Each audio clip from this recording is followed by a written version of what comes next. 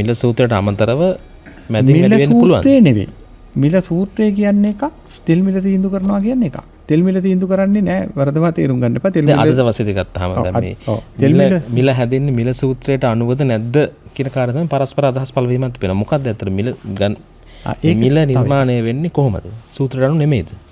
මිල සූත්‍රය කියන්නේ 아무ත එකක් නෙවෙයි. මේ තියෙන්නේ මිල සූත්‍රය. මිල සූත්‍රය කියලා කියන්නේ තෙල් මිල හැදෙන හැටි. ඒක එතකොට ලෝක වෙළඳ පොලේ මිල උඩටම දානවා. ලෑන්ඩඩ් කොස්ට් එක කියලා අපි කියනවා. ඊට පස්සේ එන්නේ සාමාන්‍ය පරිපාලන. ගොඩ බෑමේදී මිල. ගොඩ බෑමේදී මිල. ඒක ඇවිල්ලා ලෝක වෙළඳ පොලේ මිල. තමයි එන්නේ. ඊට පස්සේ අනිත් අගය පොඩි පොඩි ගණන් තියෙන්නේ. ඊට පස්සේ අපේ වරාය ගාස්තු, LC charges, ඊට පස්සේ අපි exchange rate එකෙන් ඇති වෙන එක, jetty charges තියෙනවා. ඊට පස්සේ transport cost එක තියෙනවා. තෙල් ප්‍රවාහනය කරන cost එක. ඊට පස්සේ ලොකු අගයන් ගත්තොත් අනිත් ඒවා මේ සත ගණන් තියෙන්නේ ගොඩක් ඒවා. අපි ලොකුවට අගයක් කියනවා transport cost එක. රුපියල් 2ක් 3ක් වගේ ලීටර එකට වැටෙනවා. ඊට පස්සේ exchange rate එක හින්දා ඇති වෙන එක තියෙනවා. ඕ ටික තමයි තියෙන්නේ. ඊට පස්සේ ආපහු තියෙනවා ටර්මිනල් කොස්ට් එක. ඒ කියන්නේ ස්ටෝරේජ් කරන හරින්නේ මේදී ගබඩා කරනකොට ඒ යන් ටික ඒකත් තියෙන්නේ රුපියල් ට්‍රූපුට් charge එක තියෙන්නේ රුපියල් 3. ඒකෙන් තමයි පඩි ගෙවන්නේ අරෝමේ ඔක්කොම කරන්නේ.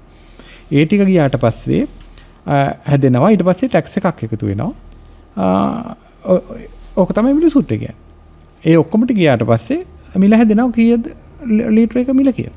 ඕක තමයි මිල සූත්‍රය කියන්නේ. එහෙනම් කොයිම වෙලාවකවත් මිල හැදෙන්නේ ඒ විදිහට. මිල හැදෙන්නේ ඒකයි. මිල හැදෙන්නේ ඒ විදිහට. දැන් අපි මිල තීරණය කරන්නේ මෙහෙමයි. මේ විදිහට මිල ගණනය කරනවා.